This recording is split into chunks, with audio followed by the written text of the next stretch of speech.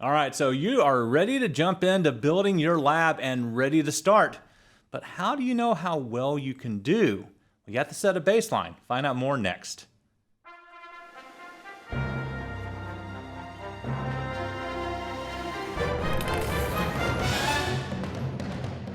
That's right, as we get started, well, if you are enjoying my journey to CCIE, you want to make sure, of course, that you subscribe to our YouTube channel, as well as hit the notification bell to actually let you know when new videos appear as well. Well, let's go ahead and jump into it and start talking about this idea of how do we actually know what to do when we get started. Now, we can build a lab topology like we did in the previous episodes that we've seen here, and that actually is good. But now that you actually understand that we're building something, at least in this point, a little bit simple, we have to actually begin by doing an assessment. The hard thing about this is this idea, right? We can go in and we can configure everything, but how do we know that we are progressing, that we're actually doing well? Well, you have to start with where you are right now, which is saying, what is my current base of knowledge? And then from that point, that will allow you, as you study your topics, as you do other things, to always go back and be able to compare this baseline and continue to add things in as you need to. So when we set a baseline, especially when prepping for the CCIE, we want to do a couple of things. One, of course, is get the commands right. The other thing is going to be speed is the key here. So you can start off by also doing a time limit on how you want to do some of the configurations that you're doing. So my goal in this baseline that we're going to try and set up and do right here as we do so is going to be this particular topology. So I'm going to set it, let's say, for 20 minutes or so, okay? And when I do that, I'm saying I want to actually be able to configure everything that I see right here for BGP in about 20 minutes. Now, what does that include when we take a look at this topology?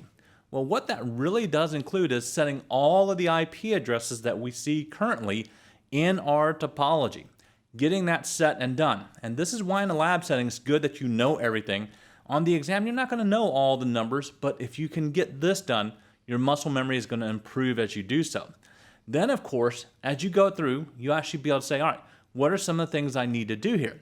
I know I need to set up internal BGP here. I know I need to set up external BGP as well. I know I need to advertise some routes. It looks like I have some loopback addresses there, and I can use those any way that I want to. But I want to at least make sure that I can do all of that as we go on through here. So we'll actually advertise some routes, of course, and verify that we have connectivity between different AS numbers as well. So that's going to be the setup of the baseline. Now, what does it mean, though, if you can't get everything done? It means you know what your starting point is, and you know at least where you need to begin in terms of your weakness and some of the things that you're doing. So that is what we're going to be taking a look at as well. So when we start, right, you can set yourself a timer. I'm going to kind of rely on our kind of internal timer to help us out here as we do so. And then we're going to configure this. Now, when we configure, especially during a lab, at the beginning, you don't want to pre-configure anything. You want to start off by putting every single IP address on there and getting the router set up too. Now, routers behave a little bit differently if you haven't set one up from scratch. Remember that there's actually going to be that timeout issue that we have, the domain lookup, the other things that we have to actually do. So that's what we want to take care of as well. So we want to do some router prep. We want to set up all the IP addresses and then get into our BGP configuration is what we want to be able to do. So I'm going to kind of talk part way through, and then I'll probably get a little bit confused as we go through as we start setting everything up. All right, so let's go ahead and get started. So I'm going to start off by actually doing some basic configuration that I would do on every single router. So let me bring up a a text editor at this point. And you see that I went ahead and typed this in. And the reason why I did this is because I want to make sure that you understood some of the things that I want to try to make sure that we can do. So at the beginning, I want to ensure that I don't actually have to worry about when I type in a wrong thing at the command prompt, right? And then it locks me as it does so to try and look up the domain, okay? The other thing is going to be line con 0, and I want to ensure that I have both of these turned on. The logging synchronous, as well as actually ensuring that it's not going to time out on me. Also, I'm going to do this on the VTY lines as well, just in case I'm actually going to telnet from one router into another one to save a little bit of time. And I'm going to enter in a host name. Now, one of the things that you see right here is that there is an actual space here at the end. I want to simply copy all of that for us, and I want to paste them into all of my routers. Now, on my routers over here, I do have them up and going. So I simply paste those in there, and at the end, I can just type in the host name that I want. And you'll see why I actually chose to do this copy and paste in this first time. So it just makes it easier and faster than me having to type in every single time. So we're trying to save a little bit of time here. We do this. And of course, you want to make sure you type in the correct host name at the end. Very easy to kind of say, it doesn't really matter, but it will, especially if you're trying to keep track of multiple routers here. All right, so now that I have all of those configured, if I have that diagram that's actually there for me, then I can begin the configuration of all those IP addresses. Now in the lab, right, you can have this printed out for you as you're doing this on your own time. That way you're getting to that point. What you want to do is you want to get to that point where you're actually able to look at the diagram, let's say a couple of times here, and just begin your configuration as you know the way that things are actually set.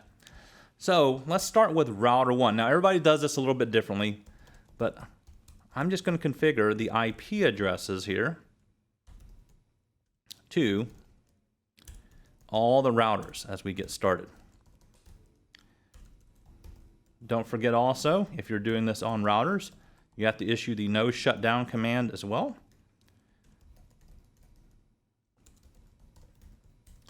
And I'm going to configure a loopback, as I remember seeing loopbacks. We'll just do quad ones.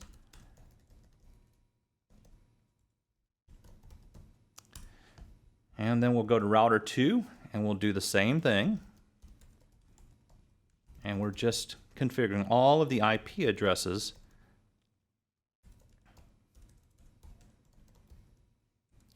Now everybody does this a little bit differently. I like verifying as I go along.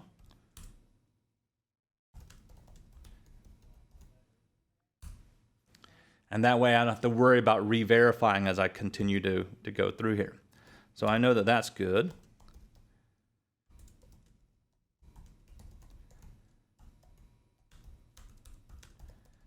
And then we'll just continue on here. Now our goal, or at least my goal right now, is to not really have to worry about looking back at the diagram again as I continue on. So as much as I can configure without looking back, that means I'm beginning to save myself a little bit of time.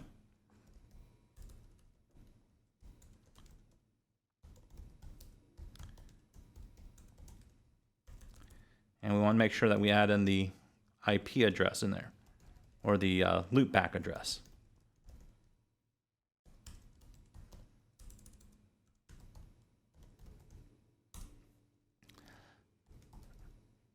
And do show IP interface brief.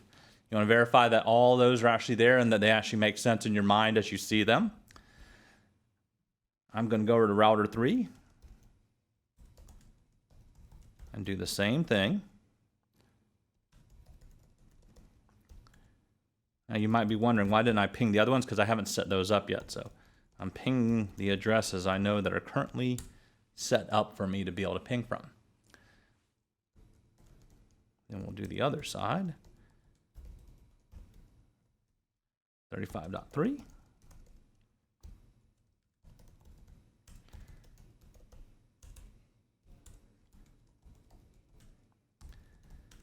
And notice by all the other setups that we already done with that basic configuration command, I'm not getting interrupted in my typing at all, just by my talking. And remember, I'm also looking for the status, making sure that everything is actually up and up. Then I go back to router 4.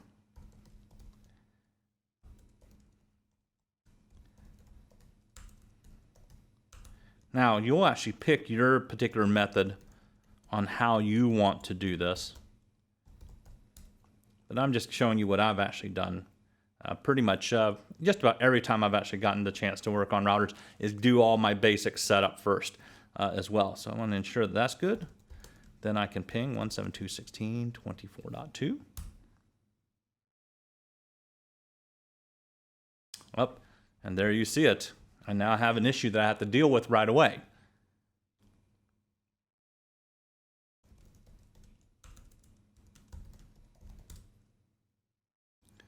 Now that looks good. And I want to verify that against router 2. So 0.1, 24.2, and router 2. 1.2.16.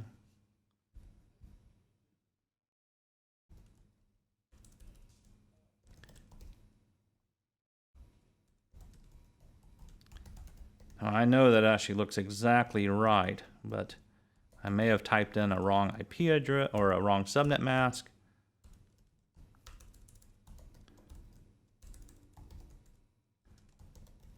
Shutdown, no shutdown. So I like actually troubleshooting it that way. So that's why I actually do that ping in between just to verify. 2.16.24.4. And let's see if we actually have anything going on there. So now that's actually good. So I go back to router 4.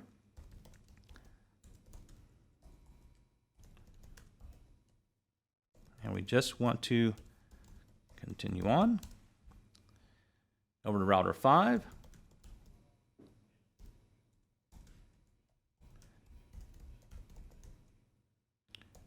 5.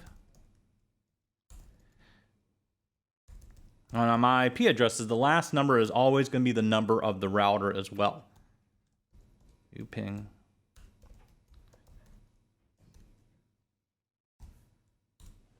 So that way I can actually kind of keep that in my mind as I do that. And now we're starting to see I've actually kind of done some different errors here. So this is where we go back and check 35.3.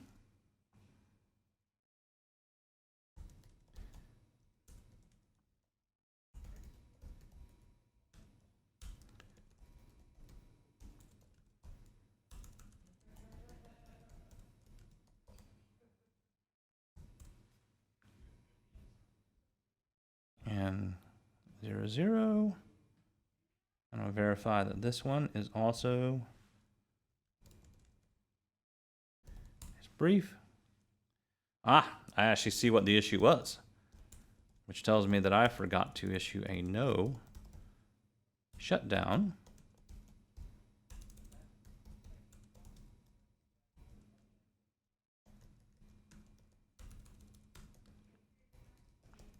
So that's what we are just doing, is we're just going through, we're setting up everything here. All right, then I have one more, which is going to be 0.1. 56.5.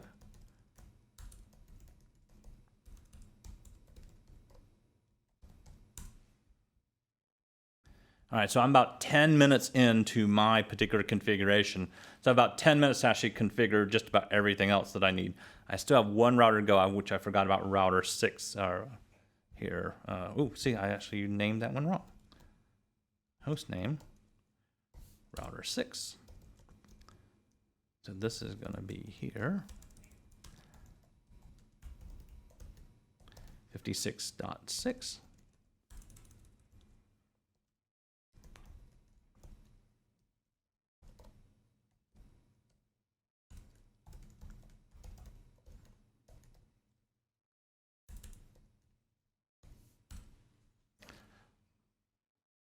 There we go.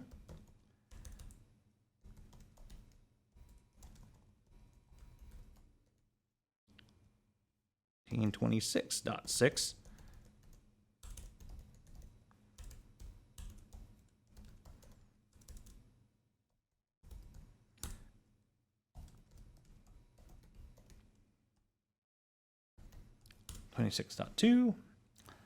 Let's verify there. And then one more, which is going to be the loopback interface.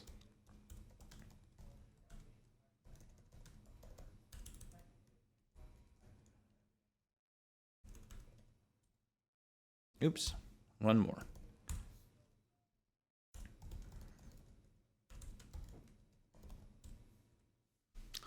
All right, so in my particular topology here, it took me right about 10 minutes, or actually now 11 minutes, to have configured everything.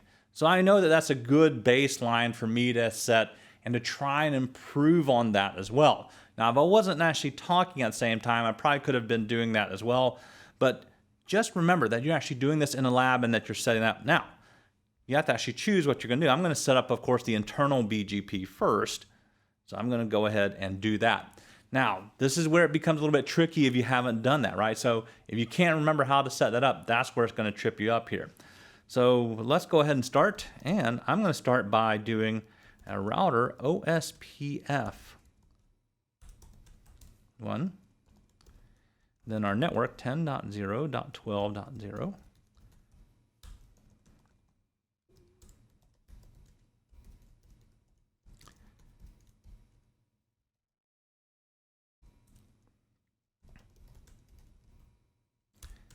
And I don't want to forget my loopback address. I'm going to advertise that in there too. Same thing with router OSPF over on router 2, network 10.0.12.0.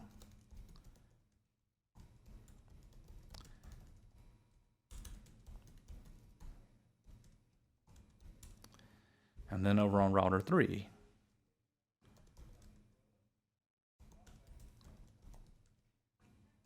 .0.13.0, 24-bit wildcard mask, and then 3333. All right, now that I have my internal gateway protocol set up for us, well, it doesn't look like we're actually getting set up exactly yet. So neighborships are not yet forming. That is something I have to actually account for in terms of time. But once we get that right, we can now start setting up BGP. So it looks like I have one side setting up. Router 3 doesn't look like it's actually kind of happy yet at all. But while we're actually doing this, right, I can at least begin the configuration. Now, here's the problem, right? You start stacking protocol upon protocol upon protocol without verifying that everything's working, you're going to have to troubleshoot a lot of different things. So you have to kind of pick or choose how you want to. If I would have continued on and that never came up, it wouldn't happen. It wouldn't actually work. So now we can do router BGP 65123. And then I can start doing my neighbor statements. Now, we can configure it however we want to, unless they actually specify elsewise. I'm going to use loopback addresses internally here. I'm going to do remote AS 65123, then neighbor 2222, and update source loopback 0, 3333, 65123, then neighbor 3333, update loopback source 0. All right. Now I'm about 15 minutes in. My 5 minutes, I'm definitely not going to get through here, but we'll do the best that we can just to see how far we get as well. So neighbor is going to be 1111, and then remote AS 65123, neighbor 1111, update loopback source 0. So that's actually a good sign. 65123.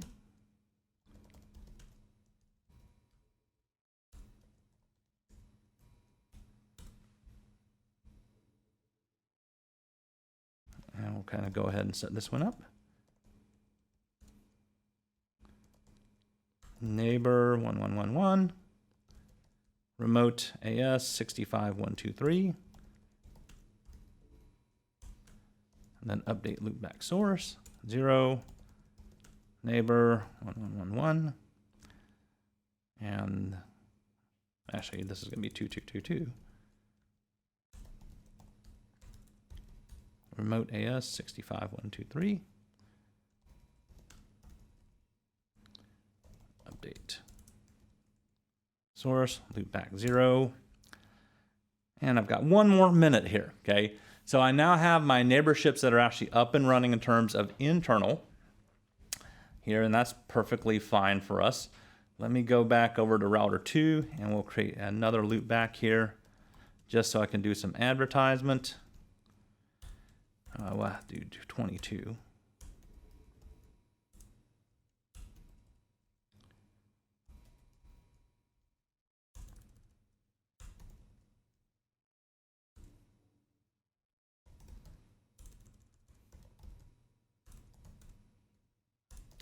And then we'll advertise it into BGP, 65.123, network 22,